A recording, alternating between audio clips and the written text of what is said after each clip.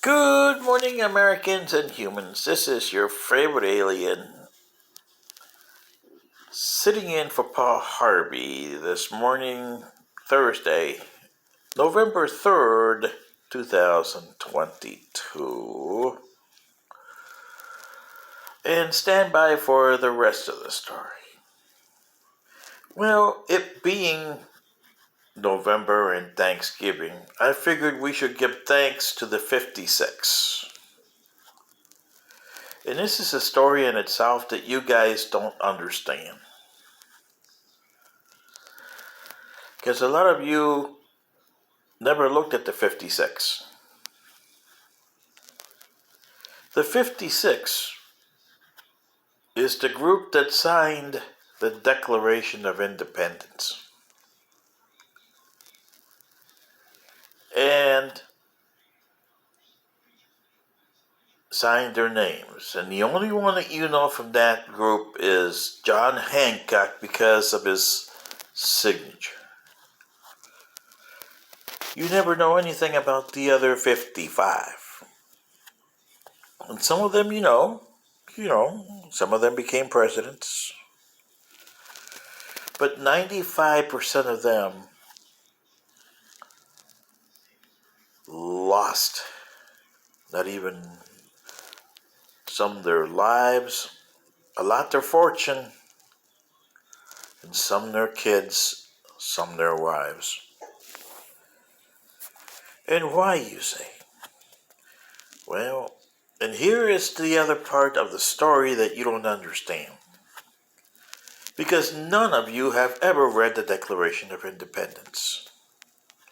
And in that last paragraph of the Declaration of Independence, it says, "We pledge our lives, our fortunes, and our destinies for this to be done." I haven't read it in a while, but they pledged everything. And mind you, these 56 men were men of means. Some of them were rich, some of them were highly part of the social structure, not rich, but they had money. And some of them had lands and slaves, and yeah, they weren't perfect by any means. But when they put that on, can you imagine signing your name to a piece of paper that says that we pledge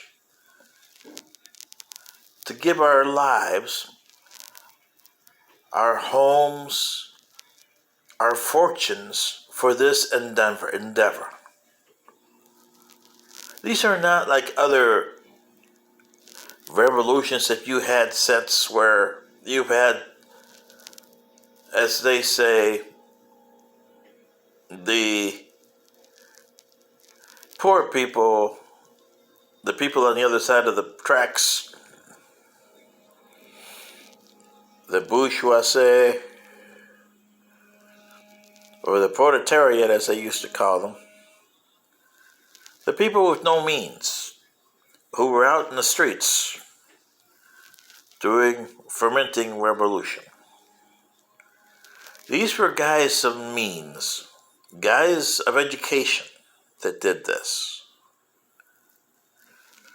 Would you have, if you had your security in hand, would you have signed a declaration like that with that last paragraph in it? I sincerely doubt it that any of you so-called high-level Americans would have ever signed that declaration. Yet nobody ever gives thanks to those 56. And like I said, 95% of them didn't make it. A few were captured by the British and tortured, and they died. One lost his wife, who was captured and tortured by the British. One lost his 2 sons and his property and his money.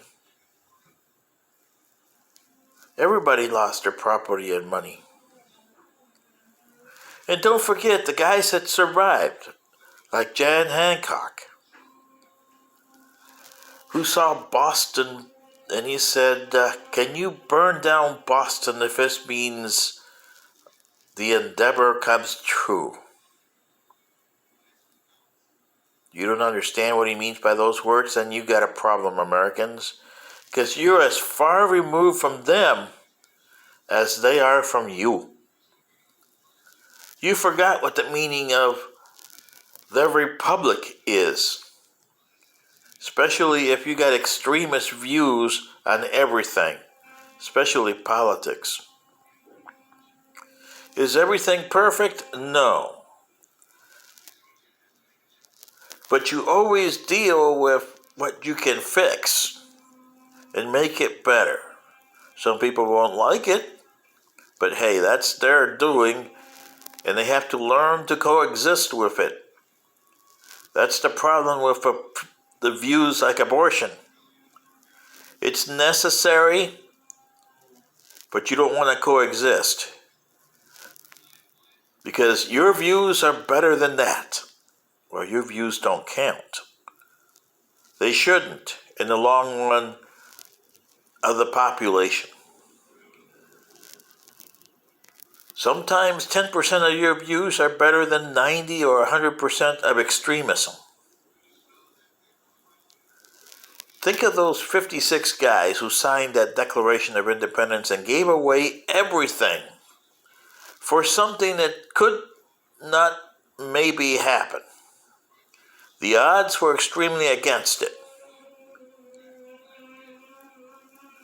This is what I'm saying, Americans. You're so far removed from the way of thinking of them that you don't even understand what the United States stands for.